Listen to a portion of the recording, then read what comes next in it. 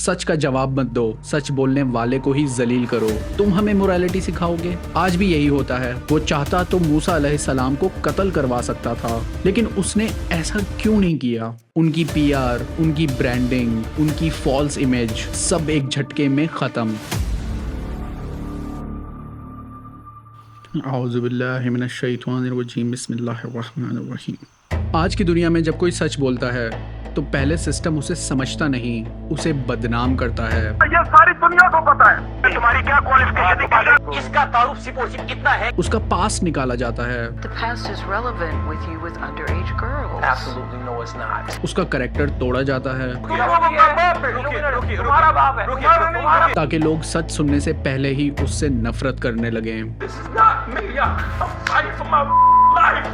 और दोस्तों, ये कोई आज का खेल नहीं, ये उस फिरौनी सिस्टम का बहुत पुराना प्रोटोकॉल है। और आज हम देखेंगे कि उस दौर में एक लाठी ने फिरौन के पूरे मीडिया सिस्टम को कैसे निगल लिया। जब मूसा अलैहिस्सलाम ने फिरौन के दरबार में खड़े होकर कहा, बनी इसराइल को आज़ाद कर दो, मैं रब्बुल आलमीन की तरफ से भेजा गया एक रसूल हूँ, तो फिरौन ने क्या किया? क्या उसने मैसेज सुना? क्या उसने पूछा कि तुम्हारा रब कौन है? नहीं, उसने फौरन मूसा अलैहिस्सलाम के मैसेज पे नहीं, उनके पास्ट पे हमला किया। कुरान हमें बताता है कि फिरौन ने क्या बोला। फिरौन ने मूसा से कहा, क्या हमने तुमको कि अभी बच्चे थे परवरिश नहीं किया, और तुमने बरसों हमारे यहाँ उम्र बसर नहीं की, और तुमने एक और काम किया था, जो किया तुम नाशुक्रे मालूम होते हो। दोस्तों, ये होता है सिस्टम का पहला वेपन। सच का जवाब मत दो, सच बोलने वाले को ही जलील करो। आज भी यही होता है। जब कोई विसल ब्लोअर अंदर का आदमी उठता है और सिस्टम को नंगा करना शुरू करता है, तो उसी सिस्टम का पाला हुआ मीडिया उस शख्स पे पर्सनल अटैक करना शुरू कर देता है। वो कहता है कि तुम पहले कौन थे? क्या तुम्हारा पास साफ है? तुम हमें मोरालिटी सिखाओगे? आप कुछ भी इल्जाम लगा सकते हैं। साइकोपैथ, उनकी ज़हनी सेहत का जो है वो। इमाम अली अलैहिस्सलाम ने फरमाया था कि जब तुम हक की बात करोगे तो लोग हमेशा पहले तुम्हारे किरदार पे हमला करेंगे, क्योंकि हक का जवाब देना उनके बस में नहीं होता, तो वो तुम्हारे पास्ट को तुम्हारे खिलाफ हथियार बनाते हैं। दोस्तों, ये चाल सिर्फ फिरौन की नहीं थी, ये हमेशा हर उस सिस्टम की चाल रहती है जो सच से डरता है, क्योंकि सच का जवाब देना बहुत मुश्किल है, लेकिन सच बोलने वाले के किरदार पे हमला करना बहुत आसान। यही पैटर्न आज भी जिंदा है, क्योंकि सिस्टम जानता है कि अगर लोगों ने सच सुन लिया और समझ लिया तो हमारा खेल खत्म। लेकिन यहाँ पे मूसा अलैहिस्सलाम डिफेंसिव नहीं हुए, उन्होंने कोई गुस्सा नहीं किया। पहले तो उन्होंने अपनी गलती तस्लीम की और फिर फौरन अटैक किया कि हाँ, एक कत्ल वो मेरी गलती थी, लेकिन ये जो तुमने पूरी कौम को गुलाम बना रखा है, क्या ये सही है? क्या ये तुम्हारा एहसान है? यहाँ पे इमाम जाफर सादिक अलैहिस्सलाम ने फरमाया कि जालिम का सबसे खतरनाक हथियार तलवार नहीं, उसका सबसे खतरनाक हथियार वो झूठ है जो सच जैसा लगता है। दोस्तों, फिरौन के पास तो दुनिया की सबसे बड़ी आर्मी थी। वो चाहता तो मूसा अलैहिस्सलाम को कत्ल करवा सकता था, लेकिन उसने ऐसा क्यों नहीं किया? क्योंकि जालिम जानता है कि अगर तुम किसी को मार दो तो वो शहीद बन जाएगा, लेकिन अगर तुम किसी को झूठ के जरिए जलील कर दो तो लोग खुद ही उससे दूर हो जाएंगे। इसलिए फिरौन ने आर्मी नहीं, अपने जादूगरों को बुलाया। और दोस्तों, ये कोई सड़क के मदारी नहीं थे, ये उस दौर की इंफॉर्मेशन मिनिस्ट्री थी, ये उस जमाने के मेन स्ट्रीम मीडिया थे। फिरौन ने उन्हें डील दी और जादूगर फिरौन के पास आ पहुंचे और कहने लगे कि अगर हम जीत गए तो हमें सिला तो अता कीजिएगा ना। फिरौन ने कहा, हाँ जरूर, और इसके अलावा तुम मुकर्रबों में दाखिल कर लिए जाओगे। इसका मतलब सच के खिलाफ लड़ने वालों को हमेशा दो चीजें मिलती हैं, पैसा और पावर। उसके बाद उस शहर के लोग जमा हुए और उनके खिलाफ मूसा अलैहिस्सलाम आए। फिर जादूगरों ने रस्सियां फेंकी और कुरान ने क्या कहा? सो जब उन्होंने जादू की चीजें डाली तो लोगों की आंखों पर जादू कर दिया, यानी नजरबंदी कर दी, और लाठियों और रस्सियों के सांप बना बना कर उन्हें डरा डरा दिया। उन्होंने लोगों की आंखों पे जादू किया और उनके दिल में खौफ डाल दिया, यानी पहले हकीकत को बदला और फिर खौफ का इंजेक्शन लगाया। दोस्तों, यही सेम मॉडल आज के मीडिया का भी है, और उस इल्यूजन का इम्पैक्ट इतना हैवी था कि एक लम्हे के लिए मूसा अलैहिस्सलाम भी डर गए। और फिर कुरान ने, अल्लाह सुब्हाना व तआला ने फरमाया, डर मत, बेशक तू ही गालिब रहेगा। उस वक्त मूसा ने अपने दिल में खौफ महसूस किया। हमने कहा, खौफ न करो, बिला शुबा तुम ही गालिब रहोगे। और जो तेरे दाहिने हाथ में है उसे फेंक दे। मूसा अलैहिस्सलाम ने अपने दाहिने हाथ में पकड़े हुए असा को फेंक दिया और फिर जो हुआ उसने तारीख बदल दी। वो लकड़ी एक अजदहा बन गई और उसने उन जादूगरों की फेक रस्सियों को एक एक करके निगल लिया।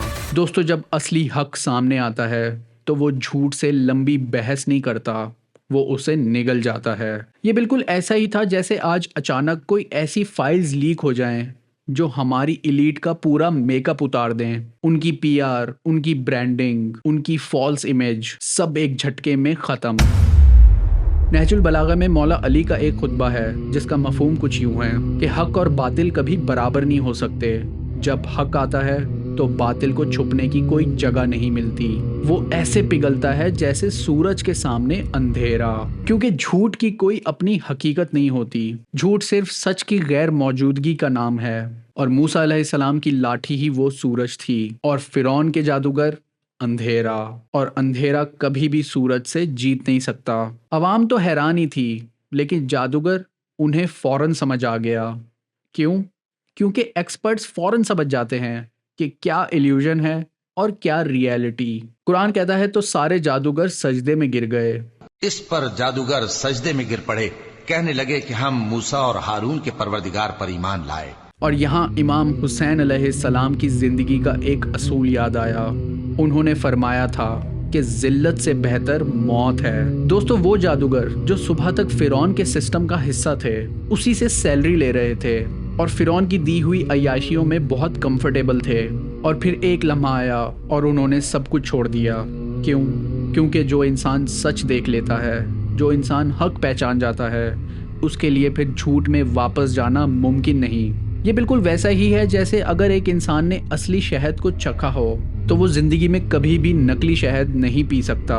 जादूगरों को सजदे में देख के फिरौन तो जैसे पागल ही हो गया और उसने फौरन धमकी दी, मैं तुम्हारे हाथ पैर कटवा दूंगा और तुम्हें सूली पे चढ़ा दूंगा। सो मैं तुम्हारे हाथ और पांव मुखालिफ समत से कटवा दूंगा और तुमको खजूरों के तनों पर सूली चढ़वा दूंगा। लेकिन जादूगर बोले कि तुझे जो करना है तू कर, तू सिर्फ इस जिंदगी का फैसला कर सकता है। तो आपको जो हुक्म देना हो दे दीजिए, और आप जो हुक्म दे सकते हैं वो सिर्फ इसी दुनिया की जिंदगी में दे सकते हैं।